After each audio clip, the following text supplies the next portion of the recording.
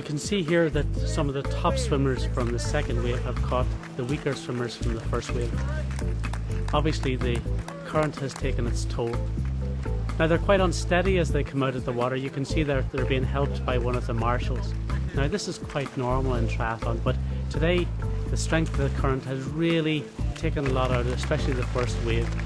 But as they run over to transition and pick up their bikes, they'll find their legs and they'll steady up and they'll have a great race.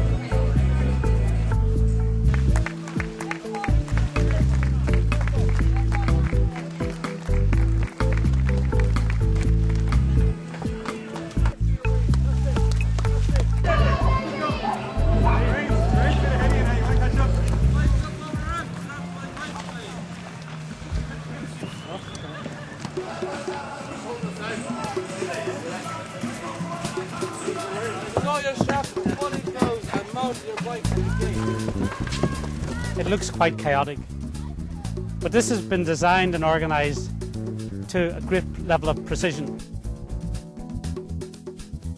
To make it easier for the athletes, all of the bike racks are numbered. The routes in and out are clearly marked, and there are marshals to direct the athletes in and out of transition.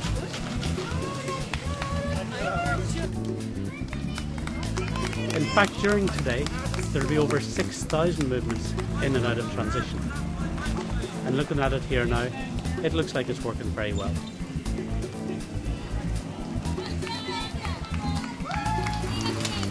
Now, earlier on I spoke to Rob Cummins of wheelworx Cycles, and he explained to me more about the technology.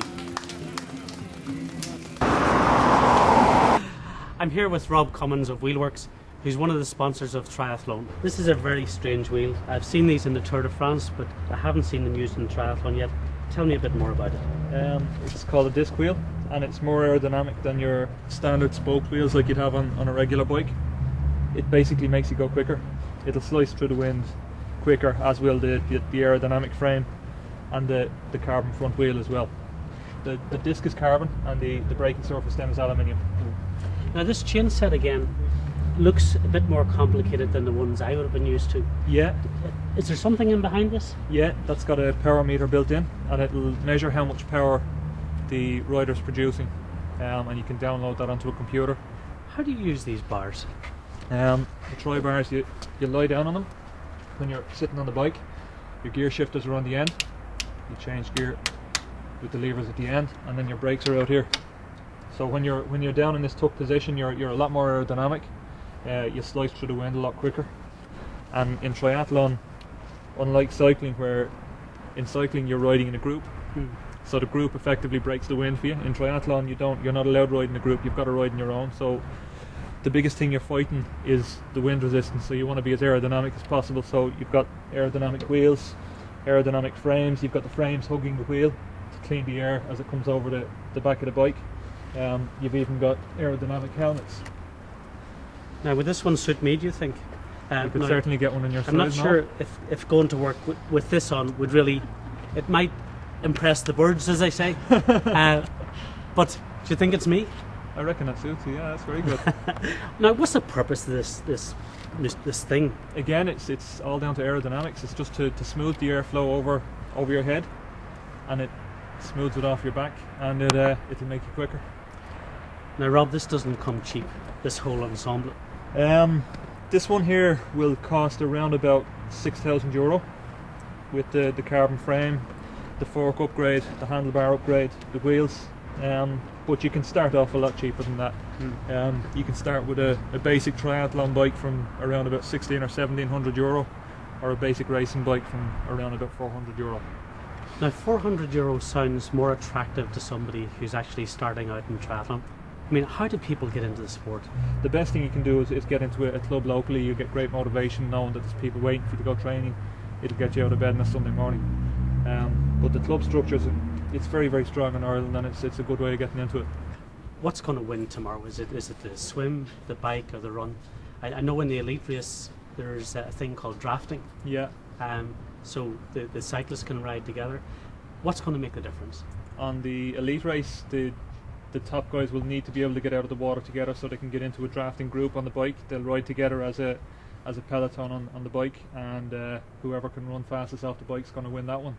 In the age group race, it's not as cut and dried. You're going to have to go well in all three to be able to win it. It's very much, the sport is evolving over the last 2 years, and we're seeing guys now that are able to do all three well. Last year we would have seen guys that were incredibly strong at one being able to win races. This year you've got to be strong at all three.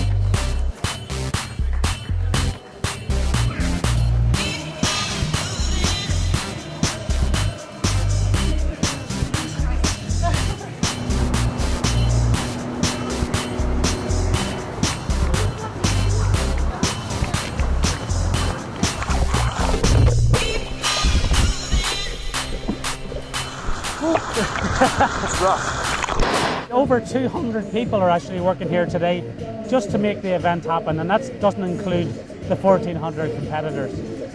Now, as you may know, Athlone has been chosen to run the 2010 European Championships. Now, the impact of this is in Lausanne last year, European Championships attracted 60,000 visitors to Lausanne.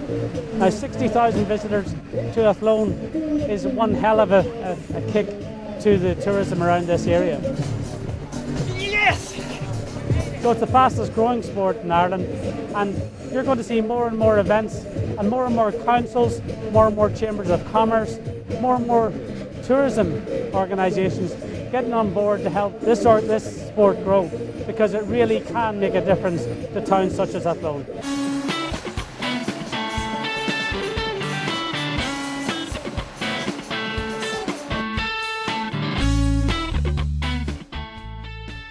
Now there's lots of excitement behind me as all the runners are running the 3 laps and then they run up to the finish, but what you may not have noticed is that each one has a black ankle band. That black ankle band is actually a timing chip.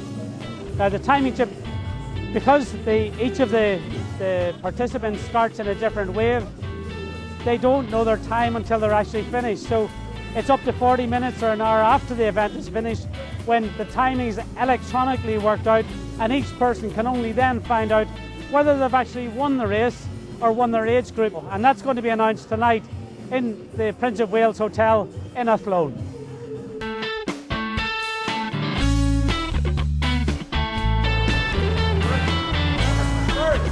Come on guys, well done. How'd you find it? Once the swim was over, it was easier than I thought, but the swim, I defy anyone who says I didn't swim 2 miles up that river with that current. I could believe it, actually. It was a tough swim, wasn't it? Bit of fun for a Saturday afternoon. How'd you find it? I enjoyed it. It's my first one, but the swim was very hard. Did you drink much of the water? No, I didn't really. I left a bit for the rest of them. Yeah, I got as far as the end of the marina. Yeah. And we were up the front, and then he said everybody out of the water. Yeah. Good stuff. Ah, well. So, but you did the run and you did the bike. Yeah, finish the race. Ah, okay. Well, Don't quit, never quit. Exactly.